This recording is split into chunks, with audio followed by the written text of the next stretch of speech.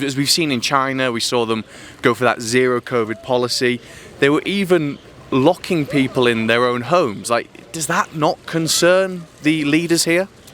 Human rights issues are always a concern for leaders and businesses around the world.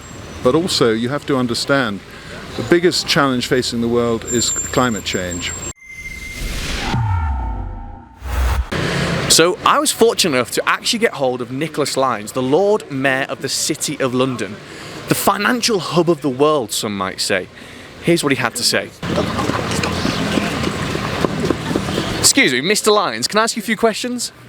So as the Lord Mayor of the City of London, what is the City of London's place in the World Economic Forum?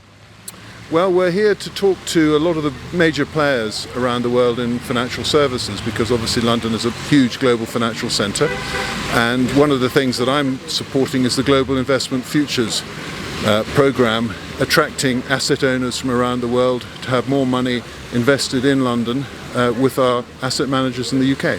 So that's one of the things we're here for, but also to participate in a lot of the discussions around green and sustainable finance, and also hearing what people have to say about the re-emergence of China. And I was at a fascinating panel this morning to hear about that.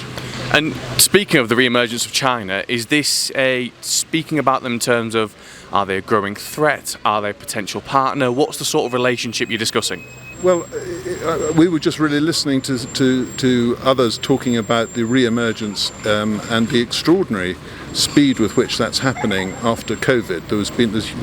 As we know, there's been a huge incidence of COVID, but also a significant recovery. So there's been a sort of a herd process in China, and everybody's emerging from that, and we're seeing now very strong growth coming out of China. That's important from a global economic point of view, because it'll stimulate the Asian region, but it'll also help prompt a recovery in our economies, which are struggling at the moment with recession in the West.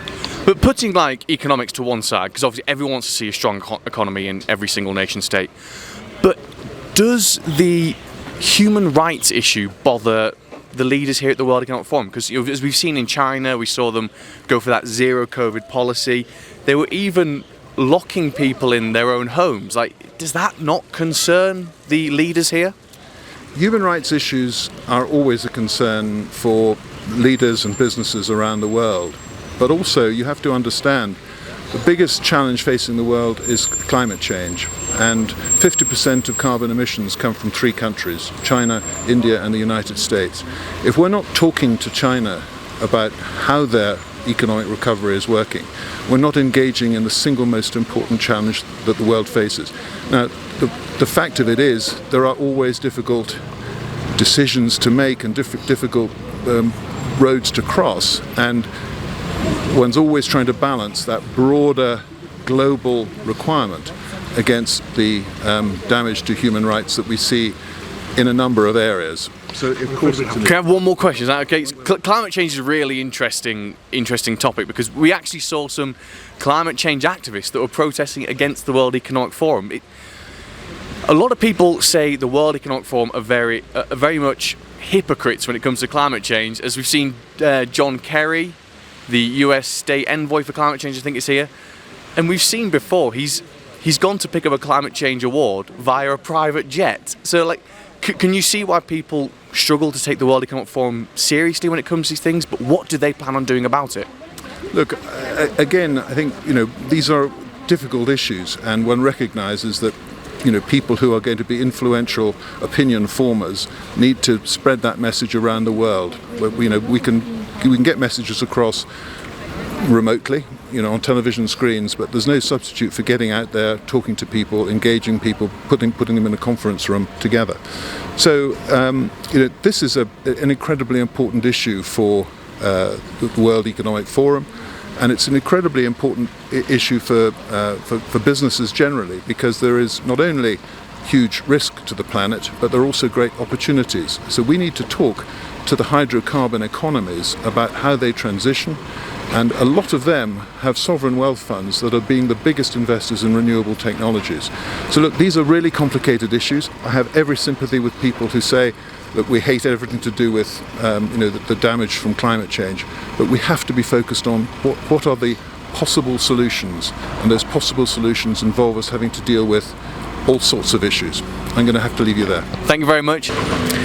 Hypocrisy, thy name is World Economic Forum members. So as you can see in that conversation there with the Lord Mayor of the City of London, which interestingly is actually its own country, a bit like the Vatican is not part of Italy. So when I asked him about climate change and how many people in the modern world think that many of the people here making the decisions are hypocrites, it almost seemed like there was an air of, it doesn't matter what you think, we're going to do it anyway. So we're going to try and talk to some other people. Hopefully we can get hold of John Kerry himself and see what they have to say, because ultimately these people here in Davos this week set the tone for the rest of the world. What they say goes, and they will be the ones ultimately deciding our future. This has been Callum Smiles, Rebel News, here in Davos, Switzerland on day 2. See you next time. Unlike many of the people here in Davos this week, we are flying in cattle class, as some might say. We are eating like useless eaters, and we are living in economy accommodation. Some of us even having to bunk up with our producer. Fortunately, I'm the one who snores. But if you value the reports we are bringing to you from here in Davos, then please head over to wefreports.com, see all of our content and share it worldwide. But most importantly, if you can, chip in a couple of quid or a few bucks wherever you are in the world, because we can't do this without you. So please head over to WEF Reports or wefreports.com if that sounds a bit catchier. Spread the word and help where you can. Cheers.